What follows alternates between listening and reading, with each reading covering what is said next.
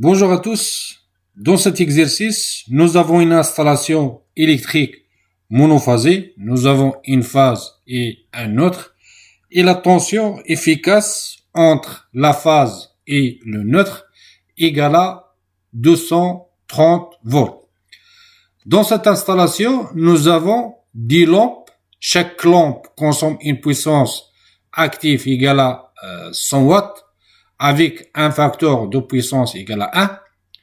Nous avons un ordinateur qui consomme une puissance active égale à 250 watts avec un facteur de puissance égal à 1. Nous avons un TV qui consomme une puissance active égale à 200 watts avec un facteur de puissance égal à 1.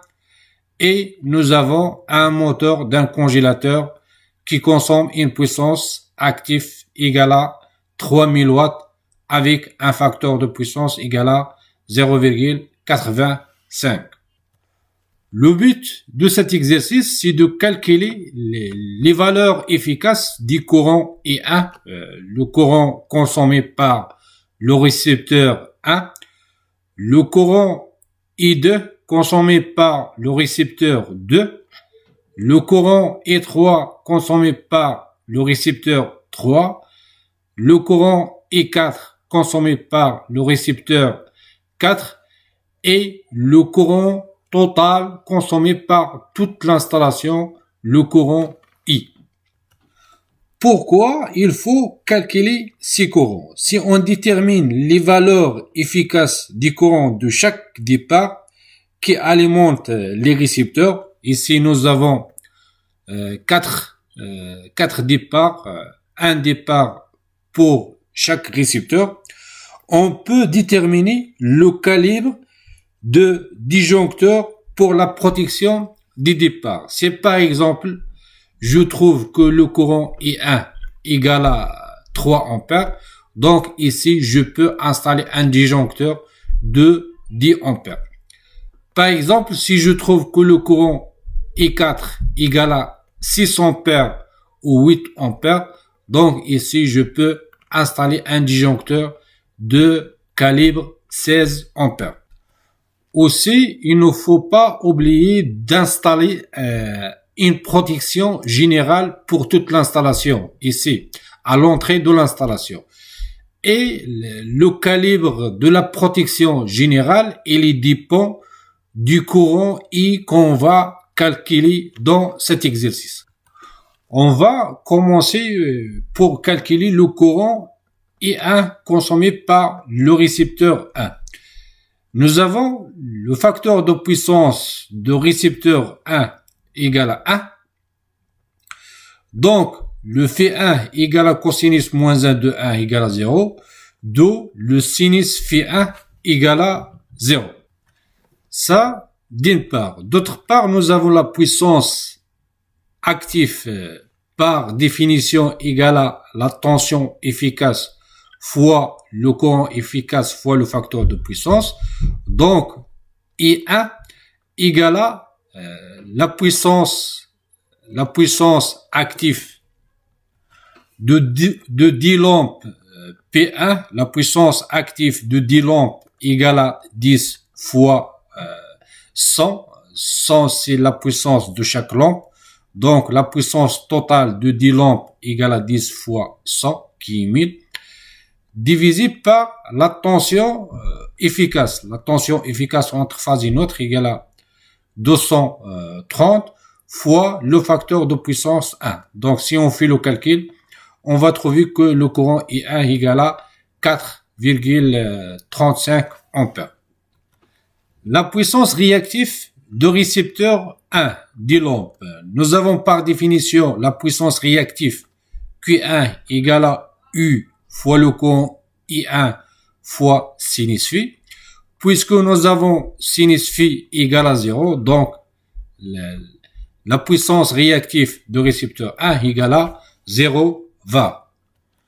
Donc ici nous avons pour les 10 lampes, la puissance active c'est 1000 watts, la puissance réactive c'est 0,20 et le courant consommé par ces 10 lampes égale à 4,35 ampères.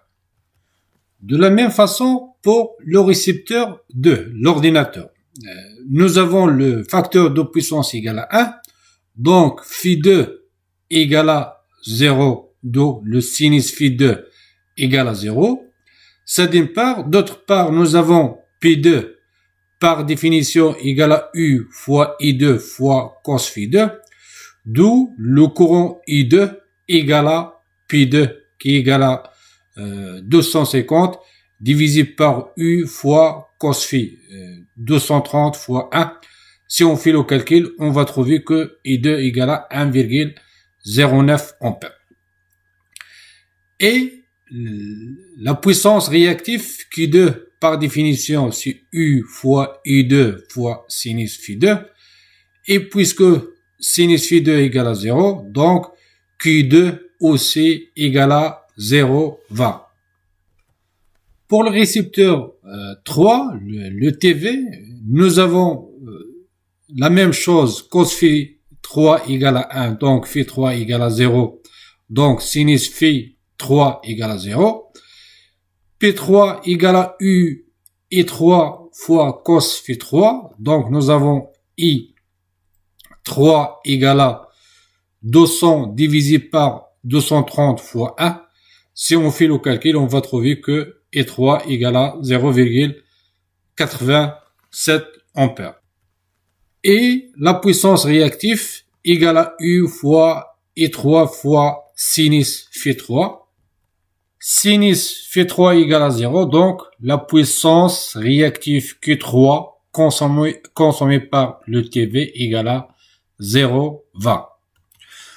Pour le dernier récepteur, le moteur, c'est la même chose. Nous avons cos phi 4 égale à 0,85.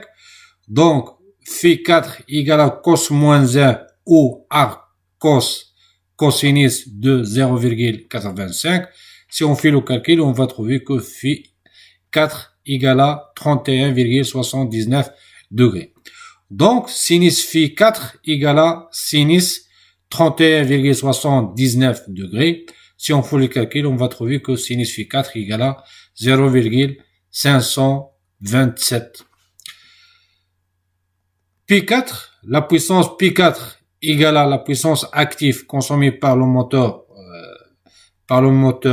4 égale à U I4 fois cos phi 4. Donc, le courant I4 égale à P4 divisé par U fois cosinus phi 4. Si on fait le calcul, on va trouver que I4 égale à 15,35 ampères. La puissance réactive consommée par le moteur, par définition égale à U fois I4 sinus phi 4. Nous avons U égale à 230. I4, on a déjà calculé I4 ici. Le sinus phi, il est déjà calculé ici. Si on fait le calcul, on va trouver que Q4 égale à 1859 watts. Maintenant, on a calculé le courant I1, I2, I3 et I4. La question, est-ce que je peux dire que le courant I égale à I1 plus I2 plus I3 plus I4? Bien sûr que non, parce que nous